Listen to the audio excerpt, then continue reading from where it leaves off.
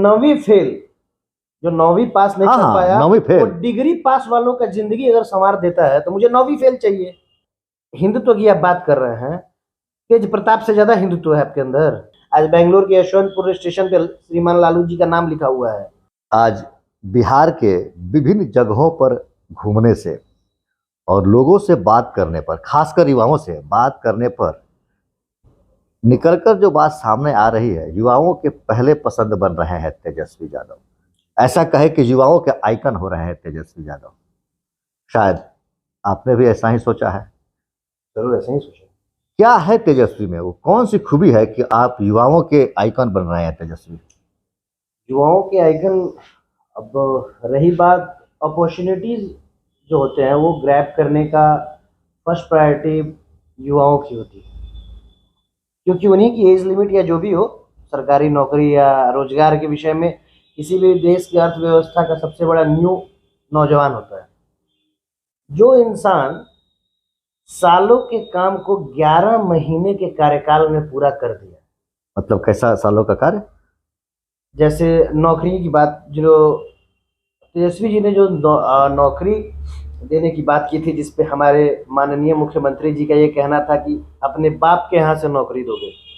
ये स्टेटमेंट आपने अच्छा, सुना होगा? हाँ, ये स्टेटमेंट सुना होगा। हाँ, पिछले चुनाव के समय जब उन्होंने वादा किया था कि नौकरी दूंगा, तो उन्होंने अपने बाप के यहाँ से वो नौकरी का वादा पूरा कर दिया 11 महीने में, जो सालों से यहाँ नहीं हो पा रहा था। मैं ये नहीं बोल रहा कि सरकारी नौकरी ही सब कुछ है।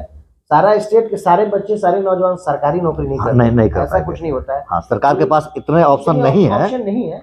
ये संभवतः बात है कि सारे लोगों को सरकारी नौकरी नहीं दी जा सकती है। इस सिचुएशन में जो इंसान 11 महीने में इतनी सरकारी नौकरियां बांट देता है, आपको क्या लगता है वो और सारी चीजों में फेल हो जाएगा क्या? प्राइवेट सेक्टर को आगे नहीं बढ़ा सकता है? रोजगार के और तरीके वो नहीं निकालेगा? तेजस्वी को कहा जाता है 9वीं फेल, चारा चोर का बेटा। उनके पिताजी पर कई करोड़ घोटाला करने का आरोप सिद्ध हुआ है, वो जेल जा चुके हैं। सर, आपकी बात, और आप वैसे व्यक्ति को कह रहे हैं। मैं खंडन करूंगा कि एक 9वीं फेल, जो 9वीं पास नहीं कर पाया, 9वीं फेल, वो डिग्री पास वालों का जिंदगी अगर संवार देता है तो मुझे 9वीं फेल चाहिए। मुझे पीएचडी वाला नहीं चाहिए। पीएचडी डिग्री लेके घूम रहे थे ना, लेकिन 9वीं फेल ने रोजगार दिया है, तो मुझे वो 9वीं फेल चाहिए। उनके पिताजी की बात होती है तो वो तो घोटाले वाले हैं, पढ़े लिखे हैं राहुल गांधी, लेकिन केंद्र में लोगों की तरफ से, केंद्र सरकार की तरफ से बोल रहा हूँ कि अगर डिग्री से योग्यता अपनाते हैं तो राहुल गांधी कहीं ज्यादा योग्य है। हाँ, बिल्कुल। लेकिन लोगों की प्रायोरिटी मोदी जी बन रहे हैं वहां केंद्र में, तो सेम सिचुएशन तेजस्वी जी के लिए क्यों नहीं लागू हो सकता है? वो 9वीं फेल है और जब पीएचडी वालों को नौकरी वो दे रहा है, ग्रेजुएशन में इतनी नौकरियां वो बांटे हैं, वो आपको लगता है दूसरे सिचुएशन में फेल हो जाएंगे? लेकिन एक बैकग्राउंड है उनके पिताजी का, कहा जा रहा है घोटालाबाज, करोड़ों के घोटाला, वह प्रूफ भी हुआ है, सजा भी उसमें पाए हैं। तो क्या समय मिलने पर, मौका मिलने पर, हाथ में आने पर ये नहीं कर पाएंगे? मैं, जैसे मेरी जो उम्र हुई उसके तजुर्बे के अनुसार बहुत ज्यादा तो नहीं, लेकिन हमने वो कार्यकाल नहीं देखा है, सुना है।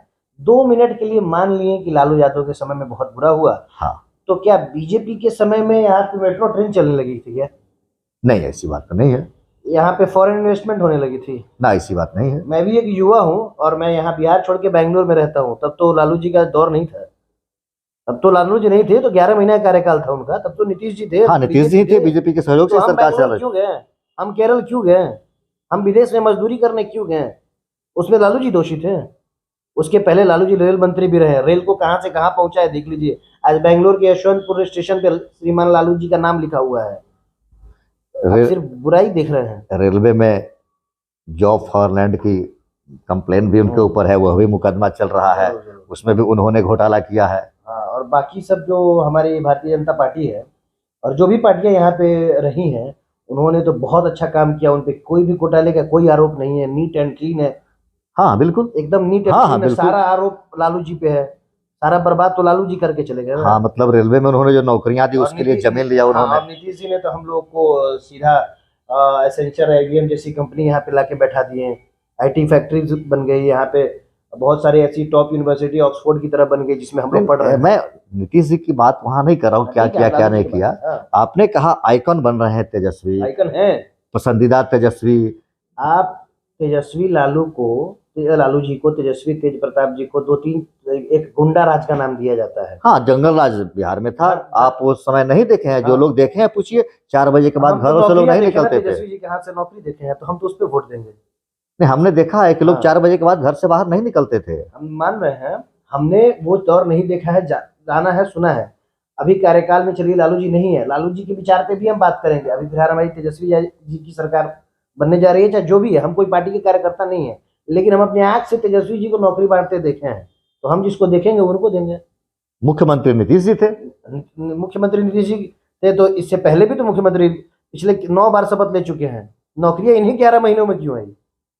लेकिन नौकरियां आई तो मुख्यमंत्री तो नीतीश कुमार ही थे, ये तो उप मुख्यमंत्री थे। उप मुख्यमंत्री थे, तो ये नौकरियां जब वो बीजेपी के साथ थे, जब उनका कार्यकाल बीजेपी से के साथ चल रहा था, भारतीय जनता पार्टी के हाँ। साथ, तो ये नौकरियों का दौर क्यों नहीं आया उस समय? मेरे कहने का मतलब आप मानते हैं कि बिहार में जो ये शिक्षकों की भर्ती हुई है, हाँ, ये नौकरी तेजस्वी की देन है? तेजस्वी की देन है।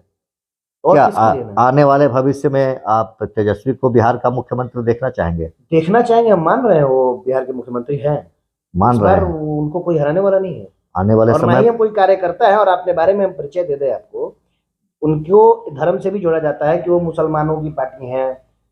एमवाई ठीक है, हिंदुत्व की आप बात कर रहे हैं, तेज प्रताप से ज्यादा हिंदुत्व है आपके अंदर?